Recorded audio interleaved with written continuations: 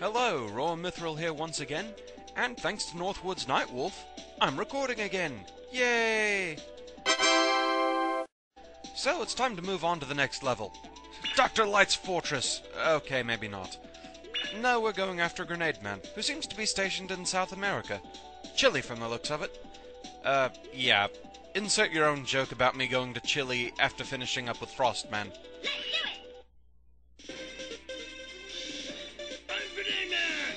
Yes, he's a crazy drill sergeant. Just what you want in a blast-happy masochist.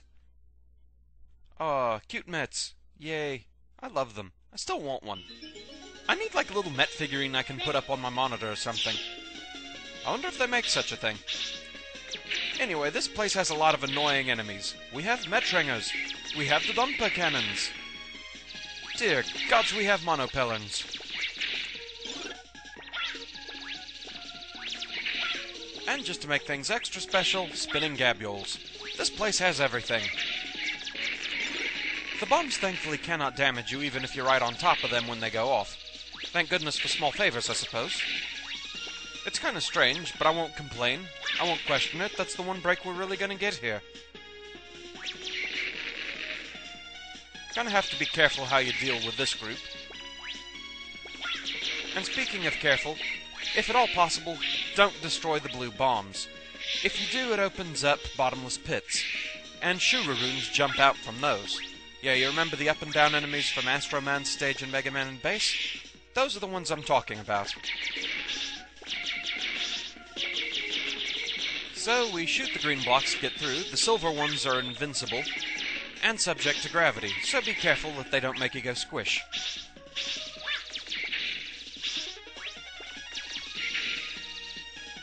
You need to dart in here, get rid of the purple bombs, and get back out. That gives you a much safer time dealing with this Metringer. This is Count Bomb GEO. Once you set the timer off, it sprouts feet and starts walking around. It can be a bit of a nuisance that way.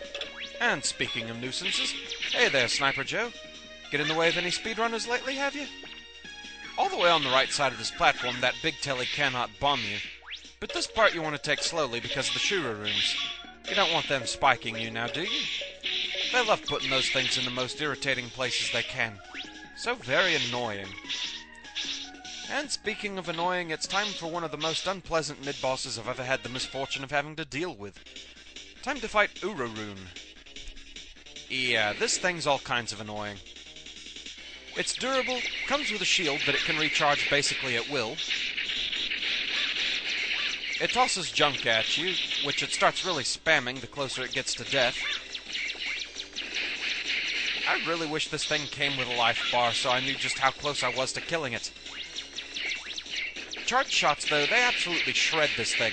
Trust me, you'll see it in the outtakes. I'm going to want my bloody revenge on this thing. It can replenish the shields during battle, and as it does so, it can pull up trash from almost anywhere in the room, except the extreme opposite end of the room that it's stationed from. So if you're standing in the middle of the room trying to fight it, it can sometimes pull up trash from right under your feet, and well, that just sucks. When it dives underground, it immediately replenishes its shield, no matter how much of it you had torn away. And not only that, but it appears on the opposite side of the room, and sends that junk ball bouncing around at you. Beyond that, there's not really much to say about this guy. That's why I hate how long this fight stretches out. It's just so bloody boring, tedious, annoying. You're not that interesting, Uruuruun. Go away. Be a good little eye junk magnet thing and die. The junk does have a somewhat deceptive hitbox. It's a bit bigger than it looks like it should be, so a lot of times it seems like you should be safe, but you're not quite.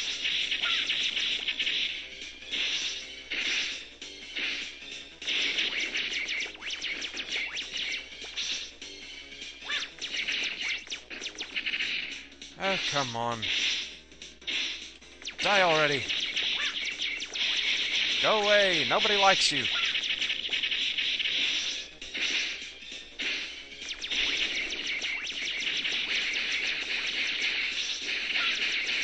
Oh, he's starting to really spam this. Maybe he's close to finally carking it.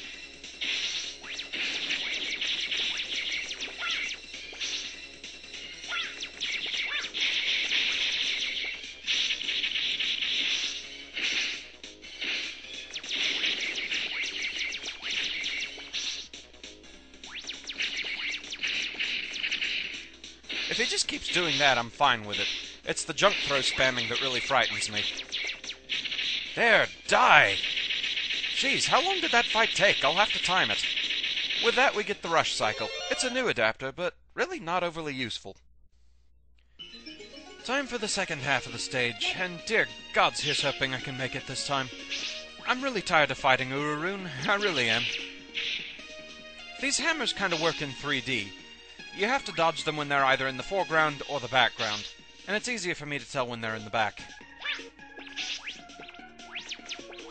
This Metringer keeps trying to spawn to be in the way of you while you're fighting these Batantons. Whoa, and that's a new one. Didn't know Batantons could do that. You, I'm just gonna send on your merry way. Time to deal with yet another Sniper Joe in the way. There's always a Sniper Joe in the way. So as you can see, in Mega Man 8, Fire Mets did indeed have feet. I kind of wonder why they changed that in Mega Man and Base. It seems a very strange, arbitrary thing to have changed. Anyone out there know why they might have done that? So, since there are fuses on these bomb platforms, the Fire Mets, they can set them off and make it so that you have to race the exploding platforms to get out in time. This one you do have to wait for it to start blowing away. But don't worry, they can't hurt you. And goodbye, Fire Met. Poor thing, must have been upset he didn't have anything to blow up. More hammers in the way.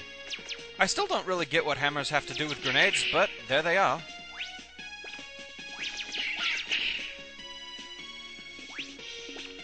This one you just kind of want to wait it out.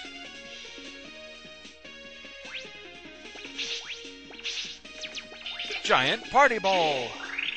And with that, it's time to take on Grenade Man. I'll be nice on you! Kid absolutely loves that line.